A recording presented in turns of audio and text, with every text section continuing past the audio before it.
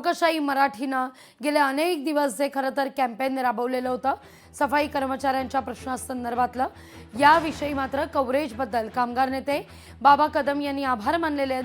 कचरा संकलन करण्याकरता वापरण्यात येणाऱ्या गाड्या या कशा निकृष्ट दर्जाच्या आहेत, कर्मचाऱ्यांच्या जीवाशी कसा खेळ होतोय, या संदर्भात लोकशाही मराठीनं सातत्यानं आवाज उठवलेला होता. आता या संदर्भात लोकशाही मराठीचे आभार व्यक्त केले जात आहेत. कामगार नेते बाबा कदम यांच्याशी संवाद साधलाय आपले प्रतिनिधी स्वप्नील जाधव यांनी.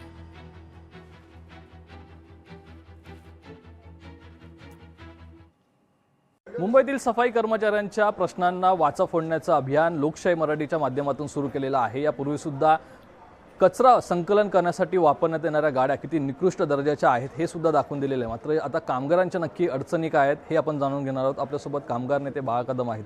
खऱ्या अर्थानं तुम्ही फार मोठी जी समस्या आहे या समस्येला वाचा फोडण्याचं काम करताय.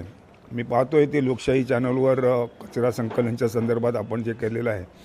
आणि मुंबई शहरामध्ये या मुंबई महानगरपालिकेमध्ये कोणी आपल्याला वाली नाही आहे, नाही त्या ठिकाणी महापौर नाही आहे, नगरसेवक नाही आहे, स्टँडिंग कमिटी नाही आहे. म्हणजे मुंबई महानगरपालिकेचे गेले 3 वर्षामध्ये कोणी वाली नसल्यामुळे जे प्रशासकीय अधिकारी त्या ठिकाणी बसलेले आहेत ते प्रशासकीय अधिकारी मन मानेल त्याच्या पद्धतीनं आणि ठेकेदारांना हाताशी धरून खाजगीकरणाच्या मागे लागून खाजगीकरण कसं करता येईल हे प्रत्येक ठिकाणी त्यांनी खाजगीकरण चालू केलेलं आहे. काही गाड्यांना दरवाजे नाहीत, काही गाड्यांना ब्रेक नाहीत, काही गाड्या अशा अवस्थेत आहेत की त्यांना मागे आरसा असायला पाहिजे तो आरसा नाही. म्हणजे कुठल्याही परिस्थितीमध्ये एखादा टायर वगैरे फुटल्यानंतर सुद्धा हायवेसारख्या ठिकाणी सुद्धा एखादी ती गाडी उभी राहते आणि संपूर्ण ट्रॅफिक जाम करते. तुम्ही कुठलंही एखादं आस्थापना घ्या मुंबई महानगरपालिकेची, तिथे जे ठेकेदार आहेत या ठेकेदारांना राजकीय पक्षाच्या पुढाऱ्यांनी घेतलेलं आहे. राजकीय पुढाऱ्यांनी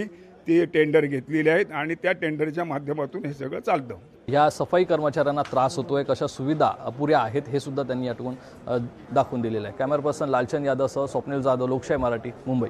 आपण लोकशाही चॅनलच्या वतीनं जे काही या घनकचरा व्यवस्थापन खात्याचा कारभार सर्व नागरिकांच्यापर्यंत पोहोचवत आहे त्याच्याबद्दल तुमच्या चॅनलचा आम्ही आभारी आहोत. प्रशासन हतबल आहे.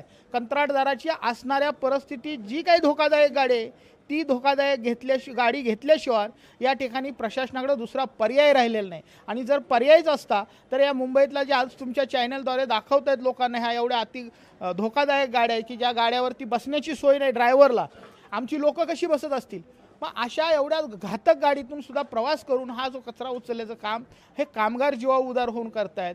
तर परंतु तसली सुद्धा गाडी ह्या इथल्या संबंधित जीवांना घेण्याची गरज आहे, कारण त्यांना दुसरा पर्याय नाही. आणि हेच प्रशासनाची सगळ्यात मोठी या आर्थिक व्यवहारातली जड आहे. लोकशाही चॅनलमार्फत लोकशाही चॅनलने जी आमची समस्या जाणून घेतली आणि आठवड्याभर त्या टी व्हीवर दाखवलं त्याबद्दल मी त्या चॅनलचा आभार व्यक्त करतो. आमचे प्रश्न दाखवल्याबद्दल त्याबद्दल आभारी आहे. सफाई कर्मचाऱ्यांचे जे प्रश्न आहेत त्याचा आवाज उठवला त्या लोकशाहीच्या चॅनलमार्फत आमचे आभारी आहे.